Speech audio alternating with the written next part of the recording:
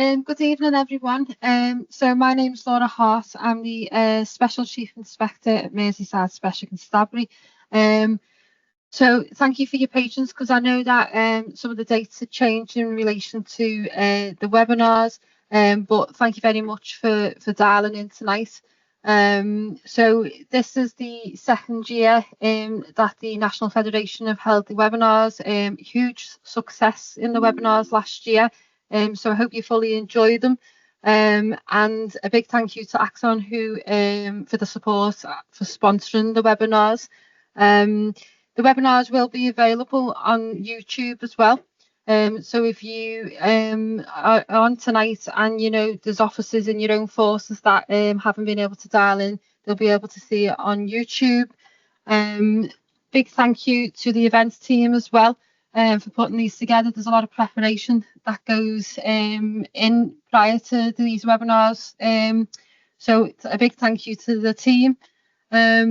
So what tonight's webinar is on equality. So Ian and Jane will be speaking to you tonight in regards to that. So in a couple of seconds, I'll hand over to Ian, Jane and Simon and Belinda, and I hope you all fully enjoy the webinar. Thank you. Thank you very much. Si, did you want to come in? Thank you. Just briefly, thanks, mate. Thank you, Laura. Just to say, I understand some colleagues who've dialed in might not have access to the chat bar. If during the webinar you wanted to put anything on the chat bar but you can't, please feel free to send me an email, simon.kempton@polfed.org, and I'll either copy it into the chat bar for you or I'll follow it up with you after if it's a longer term question. Thanks, Ian, and thanks very much both of you for doing this for us. No problem. And hi, everybody. My name's Ian Saunders. I'm the Equality Lead at the Police Federation of England and Wales. And joining me tonight and doing most of the speaking is Jane Monkhouse, who's a colleague of ours, who's an equality advisor to the Police Federation. We're going to look at the Equality Act and other bits of equality legislation as they apply to special constables. Jane, do we want to just kick off and go straight in? I think if there's questions, it's probably best to leave them till the end. We hopefully have time for questions, but if they're pressing, put them in the chat, and then I'll either incorporate them into the discussion as we go along, or we'll pick back up at the end and go through and answer them all. Jane? Okay, I'm ready to roll. Now, have we sorted our technical problems? Can you see the slide? No, I can, because I've got them up on a split screen, but it's off my computer. But I can't I can't see the slides that you've got. But so we'll work through this. Let's start with the two tribunal cases and talk about why specials are covered by the Equality Act. I think for many years nobody really realised what the employment status of special constables was until Mr. Sheik took a claim against the Chief Constable of Greater Manchester.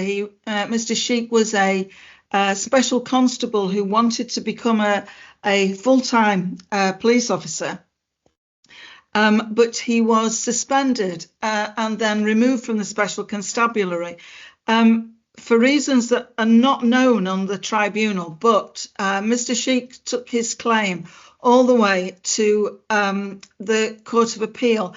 I believe that he was supported in his actions by the Race Relations, the Commission for Race Equality, under the Race Relations legislation at the time. It was 1989, so it's some time ago. And the Court of Appeal decided on the specific issue that a special constable is the holder of the office of constable within the remit of Section 16 of the Race Relations Act. I know this sounds a bit complicated, but that has now been since 2010. The Race Relations Act was folded into the new Equality Act, and the same principles apply. So as a constable within the remit of the Equality Act, and the Equality Act deems all constables to be in employment, although technically in the outside world police constables are not employees. They're office holders, officers of the Crown, but under the remit of the Equality Act, they are deemed to be employees, so can take claims under the Equality Act. And that's what we're going to be talking about today. Right. I want to mention as well a case that came up recently, Mr. Miller versus the Commissioner of the City of London Police and various others. As a result of a reorganisation in the Special Constabulary in the City of London, Mr. Miller was demoted from being a special commander to being a special constable. And Mr. Miller alleged that was a detriment that he suffered because he'd made complaints of previous complaints of whistleblowing. Mr. Miller didn't win his case, but the central point there is that he was deemed to be the same principles of appeal applied, that Mr. Miller was in employment under the terms of the whistleblowing legislation. So if we can go on to the next slide. I'll just, and you'll find I do a habit of this, which is I repeat what Jane says using different words. So to reiterate some of that, which is it's the Office of Constable that is deemed to be an employee for the Equality Act. So as police officers are not employees. So they're governed by police regulations. They're workers, but they're not employees, except for equality legislation, because police officers, you can do things to a police officer in the work environment that you can possibly do to someone you employ. They have a contract that doesn't apply to police officers, except for the Equality Act. They're suddenly deemed to be employees, but what makes them that is the Office of Constable, and therefore it applies to all people that have the Office of Constable. So whether you realise it or not, you're an employee of your home force in terms of equality legislation. Thanks, Jane. I'm on to the next slide. And not only that, we're going to talk about the Equality Act, but the other pieces of employment type legislation that police officers are deemed to be employees under are these: the Part-Time Workers Prevention of Less Favourable Treatment Regulations, snappily titled. Ian and I had a chat about how this could operate in respect of special constables, and we drew a blank, but I fully expect that one of you may have got a reason to think that might apply to you.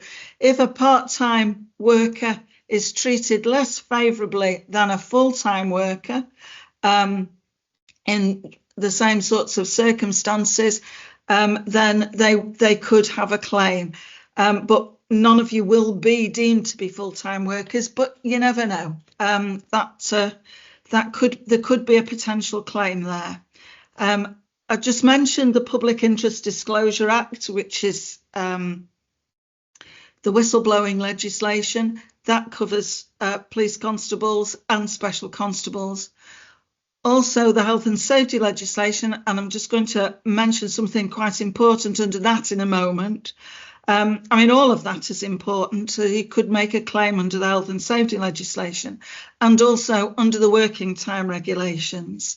As far as police officers are concerned, and a failure to comply with police regulations could be taken as a judicial review. This is in the court process. So police regulations are statutory instruments, and a failure to comply with them, it can be contrary to the law. The next slide, Ian, if you've not got anything to mention with that. There's a question in the chat bar. Do we sign out of working time as specials? I didn't think that any force allowed people to sign out of the working time regulations, but I have no idea on that one. Because of your, I assume you mean because of your main employment. because of day job. That's the Yeah, sorry. I'm pretty Come on sure in. as part of our attestation is that we sign we Oh, exclude right. ourselves from the working time directive, because we can effectively do a day in our day job and then come into a shift at the end of it, and the constabulary can't obviously see how many hours we're doing in our day job as opposed Yeah. to coming in on shift. Yeah, Oh, well, that's great, because Jane and I have learnt something today. that's great. Yes. Right, I'll move to the next slide for you, Jane. Risk Which assessments is- for new and expectant mothers. This is part of the health and safety legislation, and this is an issue, I think, that has come up, as far as I'm aware, that special constables still come on if a woman special constable becomes pregnant, the force have a duty to undertake a risk assessment immediately that woman notifies in writing that she is pregnant. A verbal acknowledgement isn't enough to trigger the duty under the health and safety legislation. So a special constable would have to notify in writing that they were pregnant, and then the force has a duty to make a risk assessment. There should be continuous specific risk assessments for all new and expectant mothers throughout their period of pregnancy. They can still work.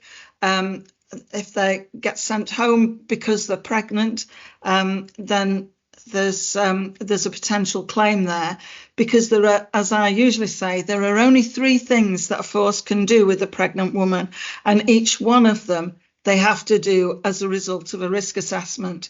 So if risks are identified, the force can temporarily adjust their working conditions or working hours, so they could provide them with shorter periods, longer periods to take rest.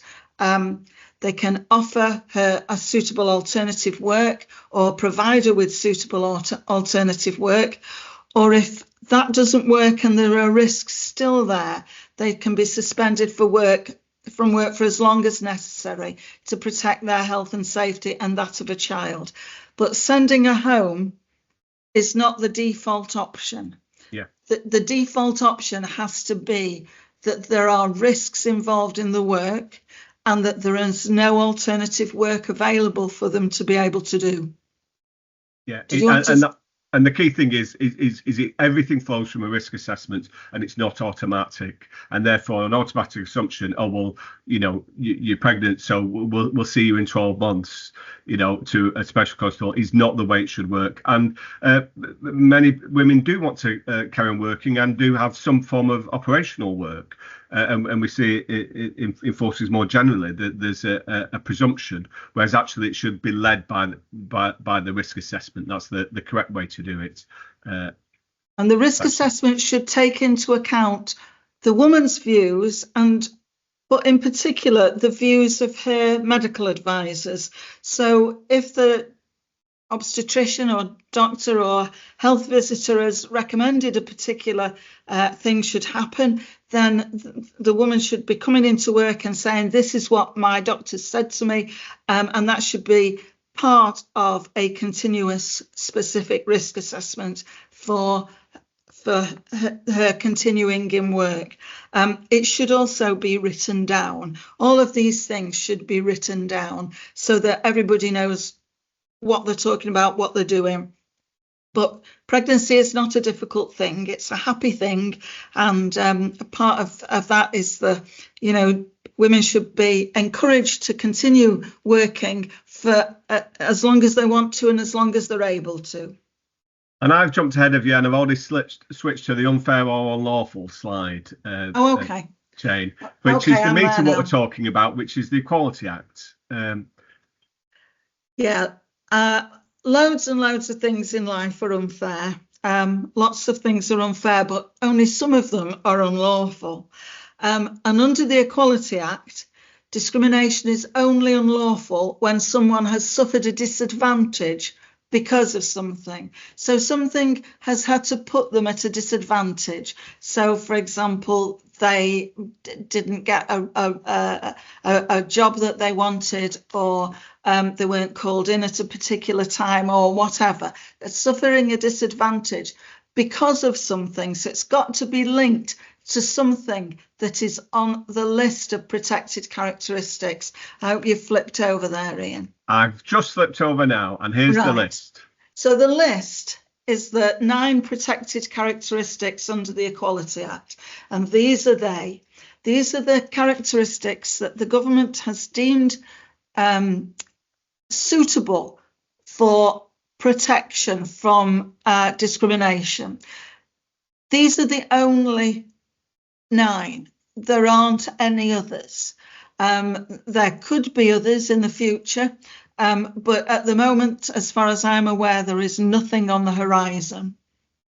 So the 9 characteristics in alphabetical order are age, disability, gender reassignment, being married or in a civil partnership.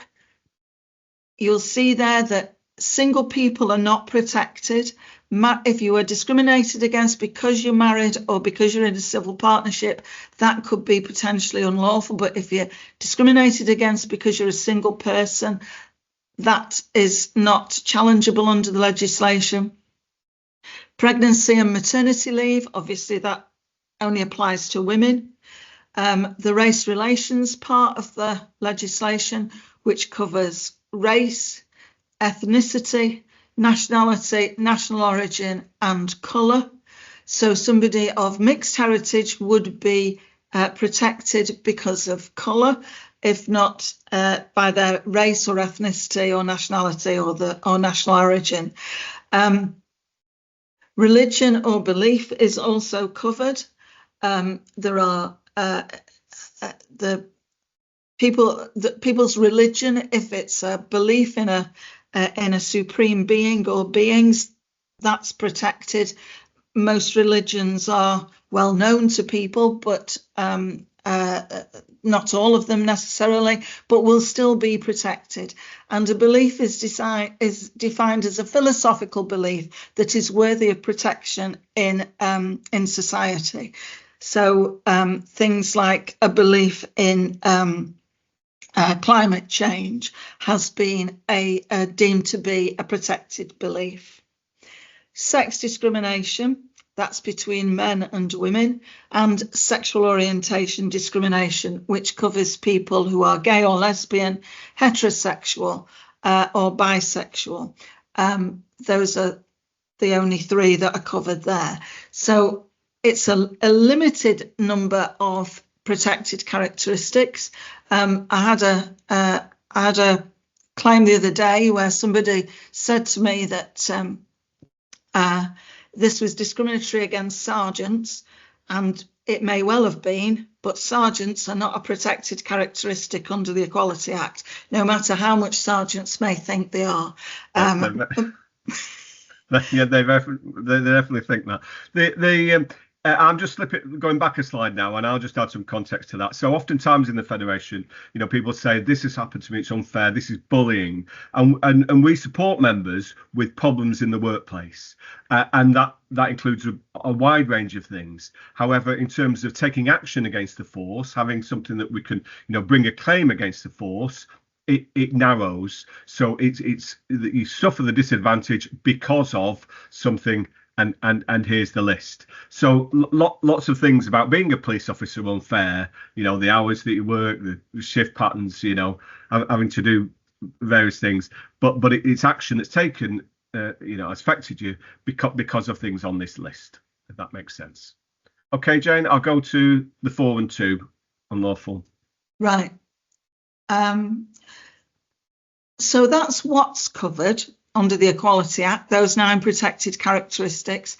And there are certain ways in which a behaviour towards somebody could be unlawful.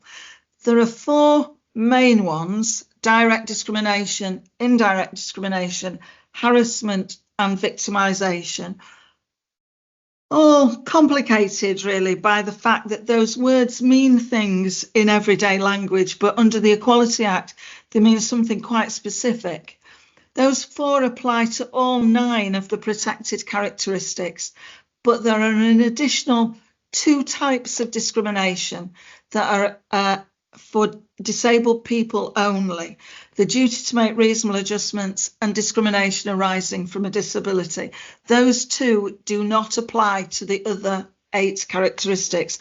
But briefly, direct discrimination is when somebody is treated less favourably because of a protected characteristic. So somebody who is from a black background could be treated less favourably than somebody from a white background. A woman could be treated less favourably than a man. So you have to have a direct comparison between how I was treated and how somebody of a different protected characteristic was treated. And that form of discrimination can't be justified. Unlike indirect discrimination, which a force could justify if they're doing so because of a particular reason, that they've got a particular reason for discriminating against a group of people, and it's deemed to be a proportionate means of achieving a legitimate aim. So this is about discriminating against groups of people. So if you impose a condition of employment, so for example, you've got to pass the fitness test. The fitness test, we know, can put women at a disadvantage and can put older people at a disadvantage. They find it, as people get older, and particularly as women get older, they suffer the double disadvantage. For somebody in the 20s and 30s, the fitness test may be really easy. But as you get older, and we know that women's bodies are different from men, and find it more difficult to take the fitness test, what the force has got to show is that fitness test is so necessary to the functioning of the organisation that it justifies discriminating against women and older people. And that's what a proportionate means of achieving a legitimate aim is called. It means. Those are the technical terms. And I often say everything about being a police officer is indirect discrimination.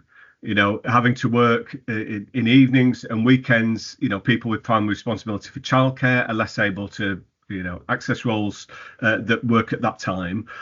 But the proportionate means of achieving legitimate aim is, well, actually, we need people to work and deliver 24/7 policing for our communities. But it doesn't mean that everybody has to work at that time. So what forces need to be doing with indirect discrimination is equality impact assessing their policies and making that judgment, because you know, for as employees covered by the Equality Act, it shouldn't just be random or arbitrary. They need to be thinking about why asking police officers to do certain roles in certain ways. So direct discrimination is really what it says on the tin. I'm directly saying to you, you can't do this because you're a woman. You can't do this because you're gay. Indirect discrimination comes from left field, really, because in the general scheme of things, everybody would say, for example, using the fitness test example again, well, obviously, police officers have got to be fit. But the fitness test has got to be set at a level that doesn't outrageously discriminate against people from groups who are adversely affected.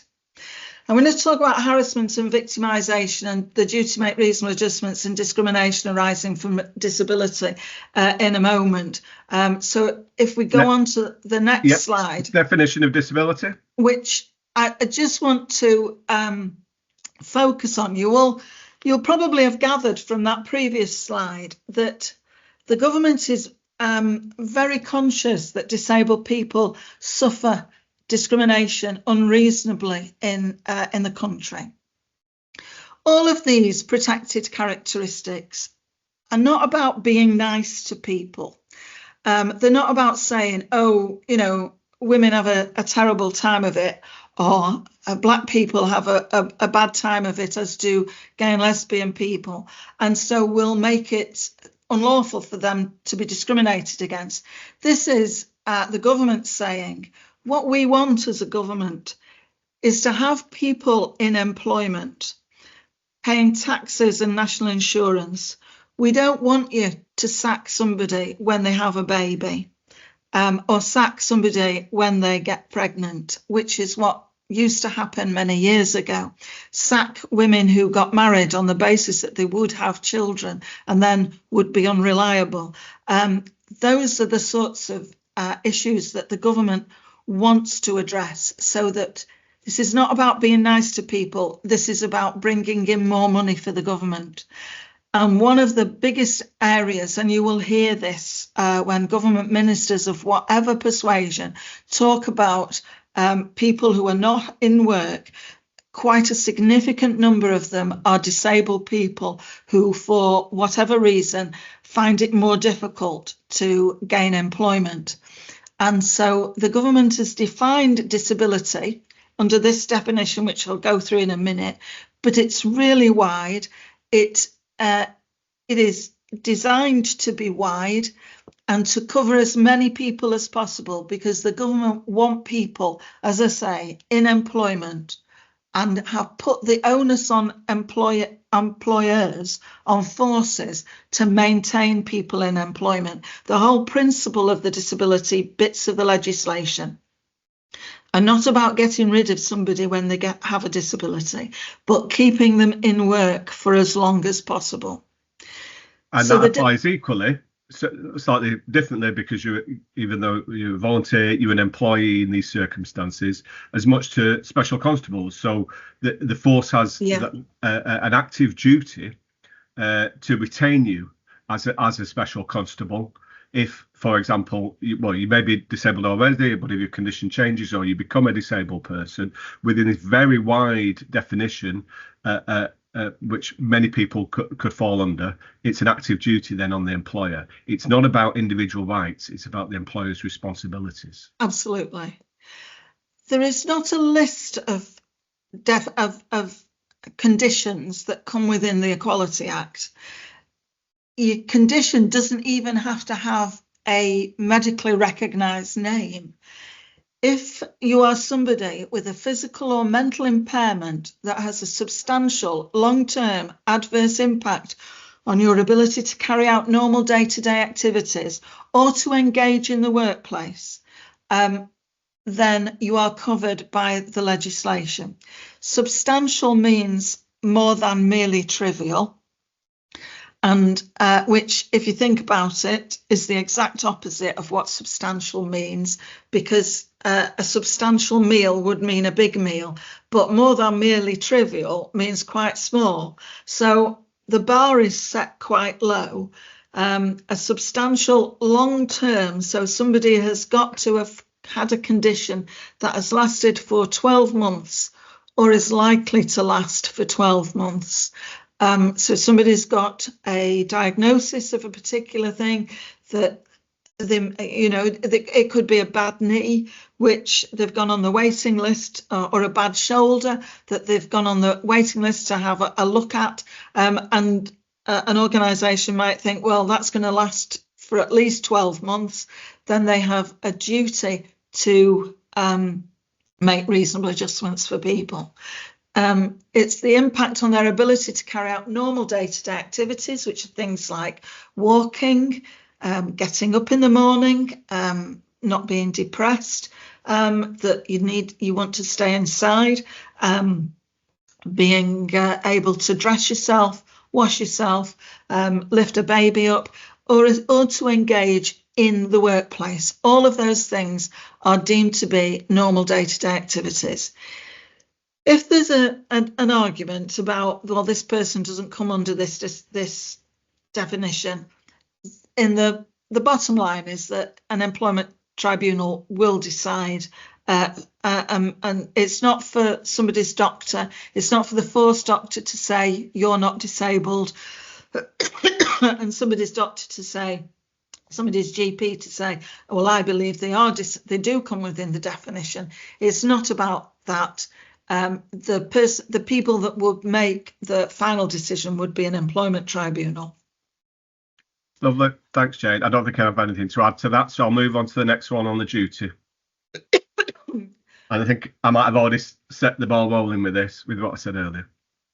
Indeed. But an employer has a duty to make reasonable adjustments where working arrangements or physical features put a disabled employee or job applicant at a substantial disadvantage to people who are not disabled.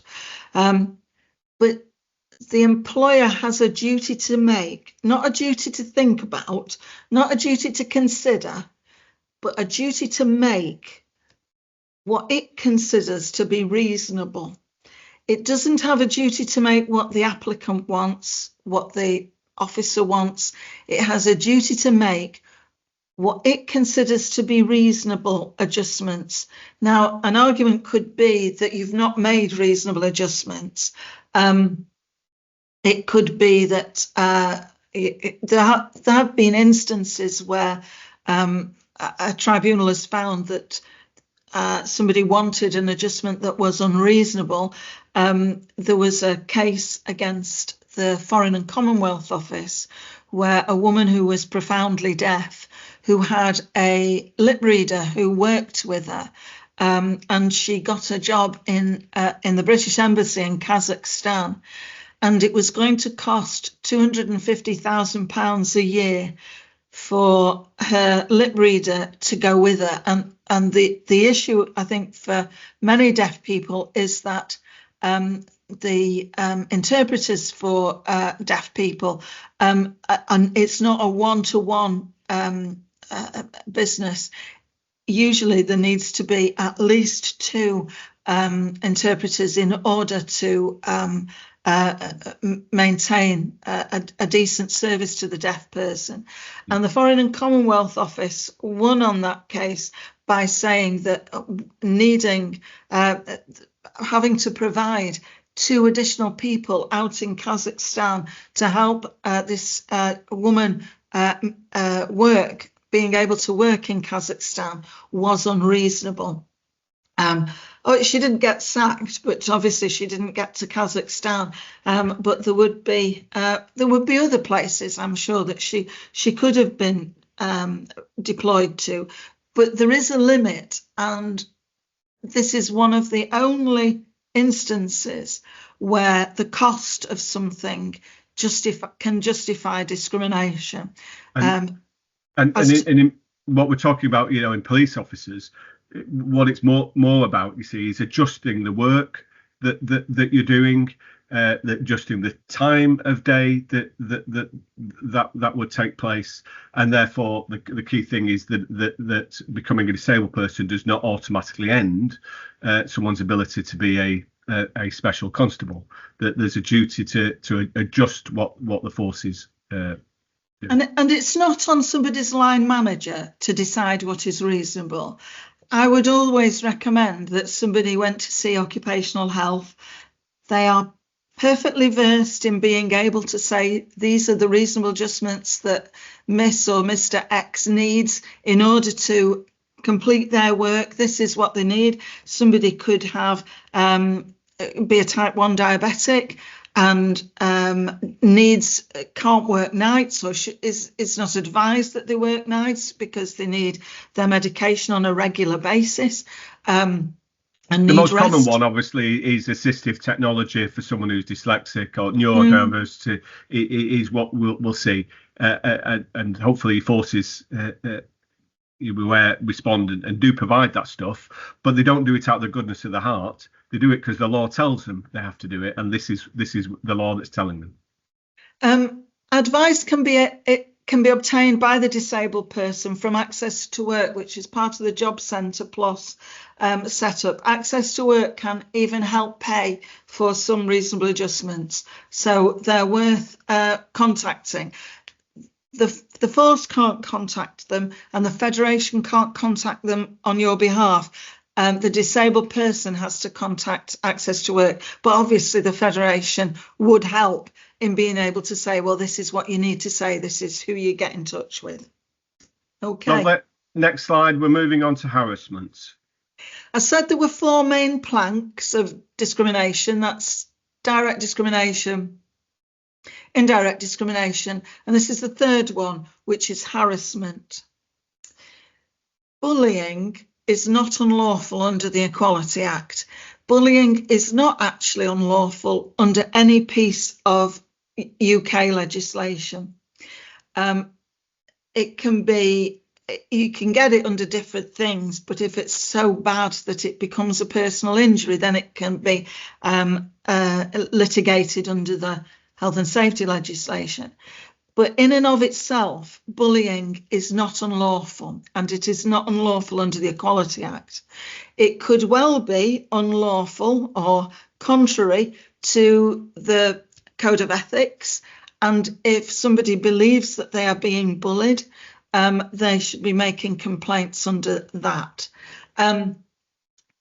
What is unlawful under the Equality Act in this area is harassment. And harassment, as defined under the Equality Act, is unwanted conduct that has the purpose or effect of creating an intimidating, hostile, degrading, humiliating or offensive environment for the complainant or violating their dignity. Before I go on to that bottom sentence, I'll just say that all those words there, intimidating, hostile, degrade, it sounds like a list of awful things, and it is, but each one of those is a different type of making somebody feel awful. Is a different type of harassment. So somebody could be intimidated, they could be humiliated, or they could have been subjected to an offensive environment where there are offensive pictures or offensive words are said in the workplace, or that they violate somebody's dignity. It doesn't have to be all of those things. It can be one of those things. And if I go back a little further, the conduct has to be unwanted. And often you will get in employment tribunal claims where somebody will say, well, he or she never complained, it didn't bother them, or they contributed to it. They were all, it was all part and parcel of the same thing that they did. So the tribunal will look at what stage did that become unwanted conduct? Did somebody make it clear by their actions or by their words? Did they move away or whatever? So the conduct has got to be unwanted, and it also has to have the purpose or the effect of creating that prescribed environment. The purpose means that it was done deliberately. The effect means that that's the effect it had, but it wasn't done deliberately. So harassment can be either the purpose, it can be deliberate or it can be accidental. It doesn't have to be something that somebody did deliberately. If it had the effect of creating that, even if it was accidental, even if it was for the best reasons that I thought I was being nice by doing this. And you hear it a lot, particularly when footballers are accused of racial harassment or whatever. I didn't mean it. It matters not. If it had the effect, it's still harassment. But it can only be if it's reasonable, if the tribunal believe that it's reasonable for the conduct to have had that effect, taking into account all the circumstances. So it could be that they think, well, that was particularly trivial, and we don't think that it was right that it should have had that effect.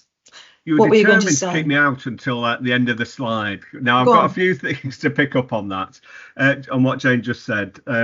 Jane mentioned about that actually some type of behaviours colleagues can go along with, and then it changes. We do see that, unfortunately, in the service, which is that the people join teams and acquiesce to behaviour which is inappropriate in a team, and then at a certain point they're not happy with being called that name, they're not happy with those behaviours of colleagues, but because they had previously maybe participated in that does not mean that it's not harassment under the Equality Act.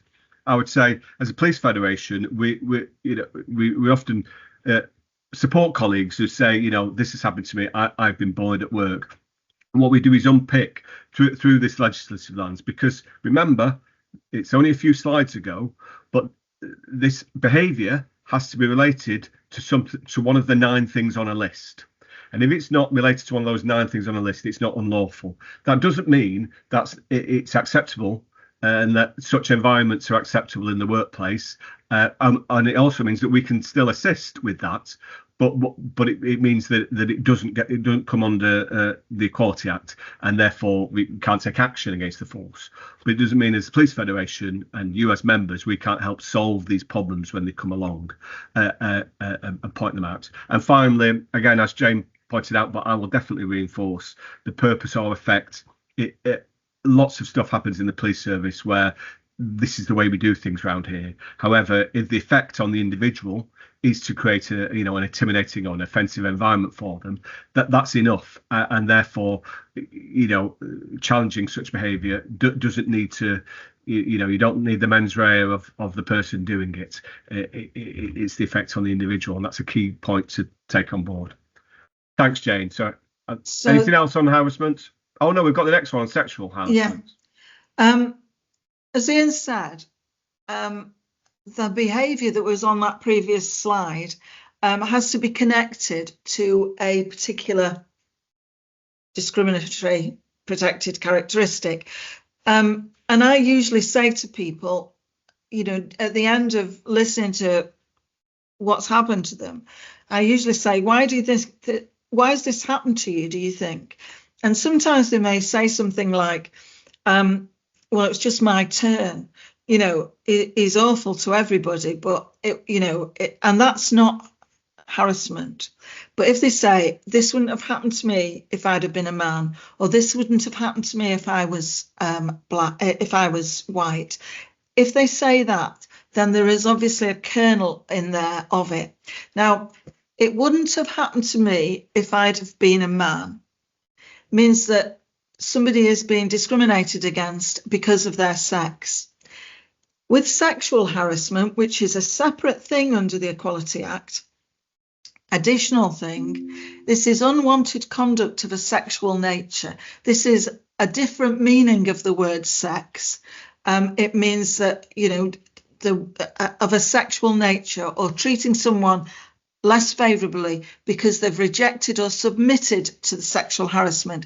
And some of the examples could be that if somebody had asked for sexual favours from somebody, and they'd either been rejected and then treated somebody badly.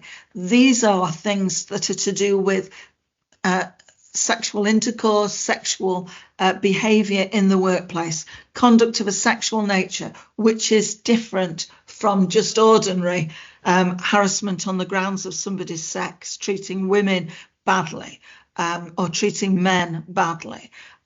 Sexual harassment can happen to men as well as women, but there's been a big focus on sexual harassment in the workplace, most recently as a result of the Me Too agenda and all the other awful things that you've been listening to and hearing about in the press about, from Mohammed Al-Fayed to issues of Wayne Couzens, that sort of thing. So there's been a bigger the issue of sexual harassment has become more elevated in recent months. Is there anything you want to say to that? Yeah, just to say that you will all recognise that that's behaviour that the Professional Standards Branch will want to take an interest in. Yeah. The key thing why any member suffer from this yourself or of colleagues, the reason why they need to come to the Police Federation is because you are not just the force's witness to such behaviour. As the subject of that behaviour, the force is liable for your colleague's behaviour, and you have a claim against the chief constable. So if this happens to you, it's not what we're seeing, unfortunately, is that people report these instances and are swept up as the force's witness, when actually that they what they need is support from the federation to, yes, be the force's witness, but also to bring their own claim against the organisation, because the chief constable is liable for the behaviour of their officers and staff in relation to it. And oftentimes, and you may feel this yourself, but people have a perception of the police federation as what we do is we will be there supporting the person who is accused of such activity. And it's right that we do that. In statutes, we have to do that. But equally, we also support people making these complaints, and we can support them to bring claims against their chief constable. And we have mechanisms in place in all of our 43 branches where we have put in place what's called an ethical wall, where different fed reps and different decision makers can support our members who are both making a complaint and also on receipt of a notice that they're being investigated for one. And there is sometimes a perception gap of members that they wouldn't come to us with, and that's absolutely not the case. And we do have something to add and to offer to members on that. Okay. Thanks, Jane. So I'm just just to wrap your up harassment list up. To wrap up about harassment, it doesn't have to be a course of conduct like under the protection from harassment legislation, which is the 3 strikes and you're out, which is a piece of legislation designed to address stalking, not necessarily harassment in the workplace.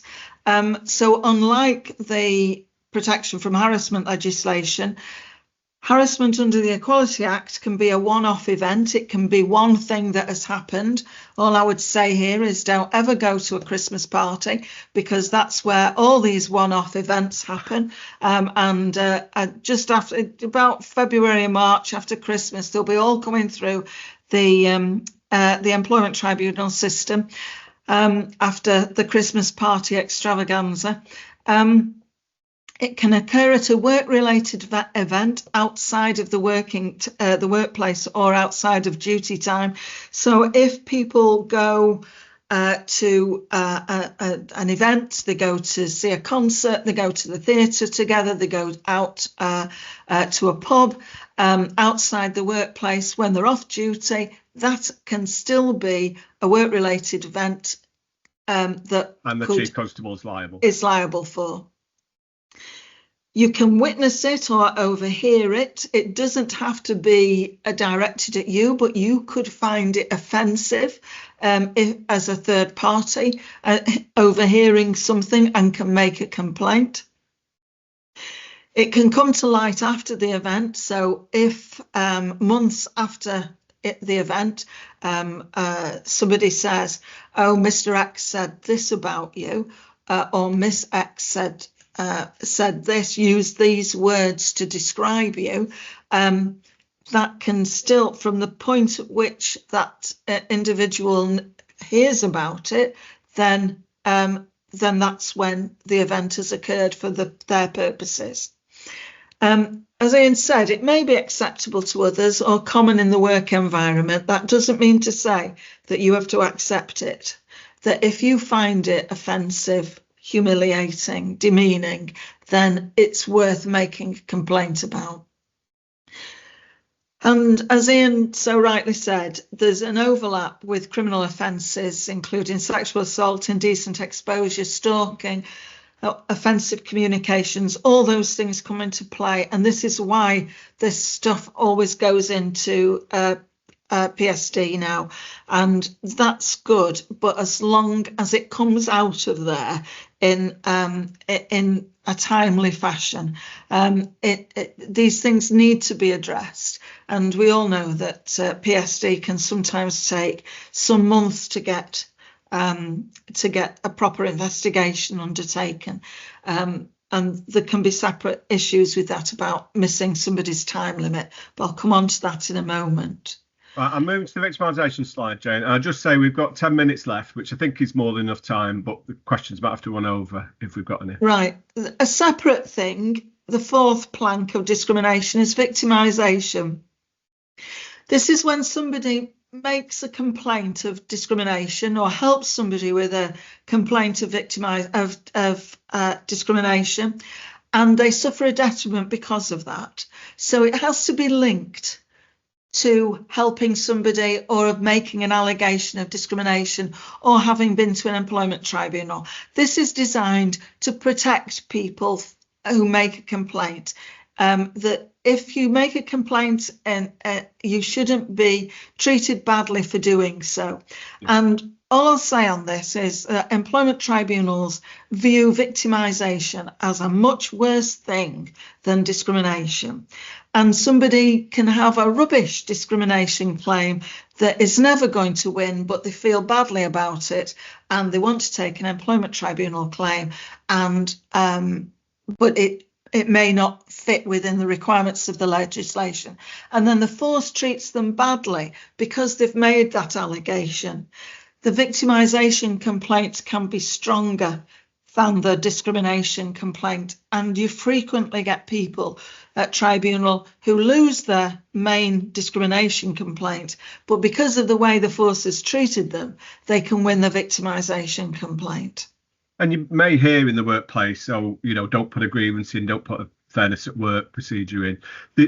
What this is saying is, if you do exercise your right to put your hand up and say, I'm not happy with this, I want something done about it.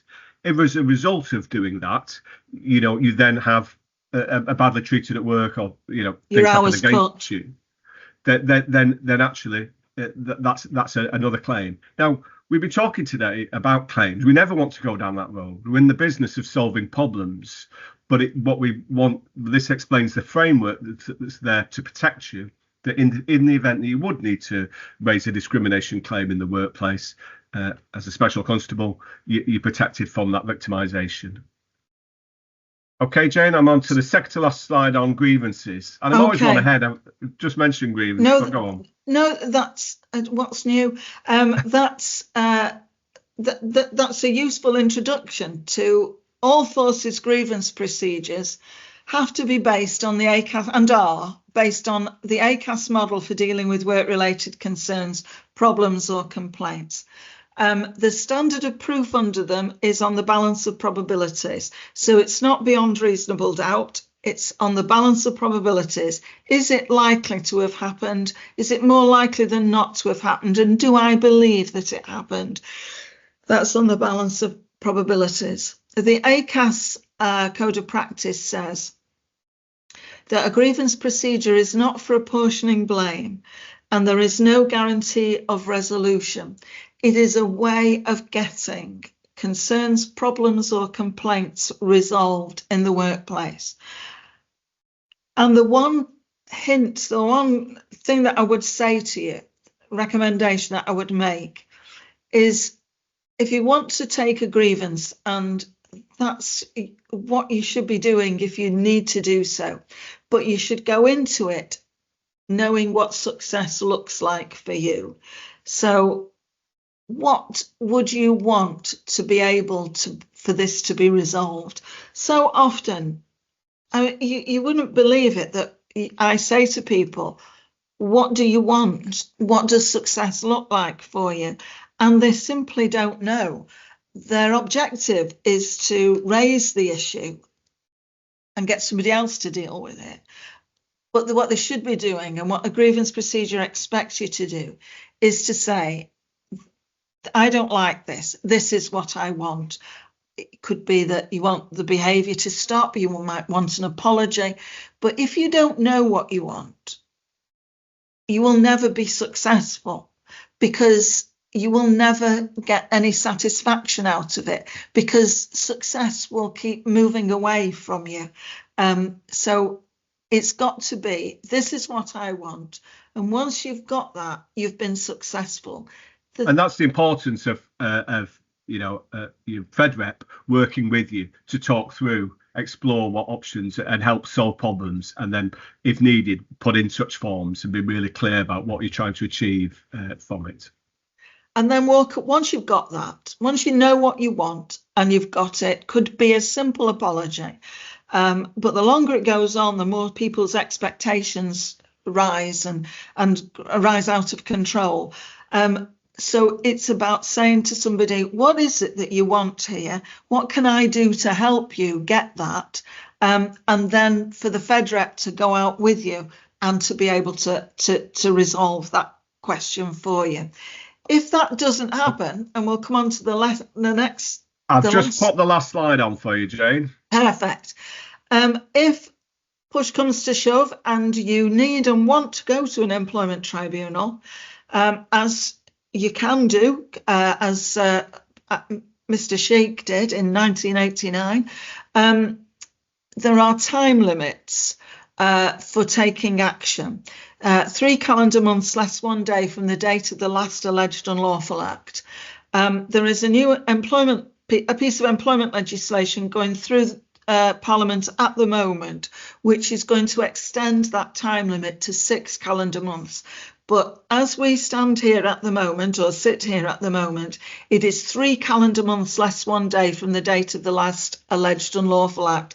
So today is what, the 28th of November. So going back one, that would be the 27th of December, January, February. You would have to put, if something happened today, you would have to put your complaint into an employment tribunal by the 27th of February. So the person that you take to employment tribunal is always the chief constable, because the chief constable is liable. And it could also be the perpetrator of the alleged unlawful act. I'm sure Ian will have something to say about that in a moment, because often that could be another federated officer. Compensation in an employment tribunal, that's essentially what you get. People would get loss of earnings, but you wouldn't get loss of earnings because you don't earn anything. But you would get, if you won a case, injury to feelings, which is on a 3 bands, which the maximum for a dreadful course of conduct that includes sexual or racial harassment can get you up to about £40,000. So, but the majority of cases are come in at a lot lower level, somewhere between 10 and 15,000, but often they can be less than that. So I don't know whether you want to mention anything on that before we finish and go for questions, Ian. Yeah, I'll stop sharing that presentation. And just to say, we've been outlining for your information what's available, but and that's to let you know that if needed, we're here for you. Last year, we spent about equal amounts of money on solicitors supporting officers who have been put through the conduct mechanism, as with employment matters. I think it was over £5-6 million we spent in this area. So this is not a fringe activity of the Police Federation. We put our money where our mouth is and support officers to take matters forward. And the reason why we do that is not for the amounts of money that our members win. It's in order to change the culture in force, to get force policies to change, to help the service as a whole to learn from mistakes. So really should avail, I hope you never need to, but you should avail yourself of the Police Federation if needed. Simon, I see you must have some questions, have you? I have 2 questions, please. Okay. My first question is, if I feel I have been a victim of discrimination, any of the things that Jane's touched upon, what do I actually do tomorrow morning? What is the route, the pathway for me? And my second question, while you're thinking about that, is I'm a rep, a special constable rep, and I actually want to become more involved in this line of work. Yeah. What sort of support training can I access to become an equalities rep? Absolutely. Well, number one, it depends on the seriousness of the incident, and if it is serious, you deal with it in the workplace. Oftentimes, though, with these things bubble up. They're the kind of thing that keep you up awake at night, thinking about what did that happen to me? Why did that happen to me? This, that, and the other. And therefore, a conversation with your federation rep is, a confidential engagement of, like Jane mentioned before, people say, spit out all this, what happened to me, and a fed rep will ask questions such as, why did that, you think that happened to you? What we can do it. So it's case specific, but absolutely, this is what we do, and this is what fed reps do. Now, sometimes these matters may be seen as confidential, and therefore your local workplace rep, you think, oh, actually, I don't want to go and tell that person. You can, identify, most feds have pages on with pictures of all other types of reps, and it will list who has equality specialisms within there, so you can put a phone call in. So you can find resources simply by looking, but you should hopefully know who your local fed rep is, and they all should be equipped to at least handle the basics. In terms of colleagues who become fed reps, and I very much hope you would, we give excellent training on the Equality Act. We've just been through in an hour. You've had a rush course of part of what we spend days doing with fed reps. So after the initial training course, which is obviously focused on regs, we do additional training, a few days on conduct performance, a few days on health and safety, and a few days on equality. And these are all optional courses available to every fed rep. And many fed reps, especially those in management, say, oh, I wish I'd have had this 10 years ago. I never understood how I was supposed to deal with this, and the force isn't giving me this information, but I've spent the last 2 days learning about what I should have been doing all this time. So yeah, that's an added benefit of becoming a fed rep. Is we can provide you access to great resources, and if you're interested in this area, which I think is fascinating, we've got stuff for you.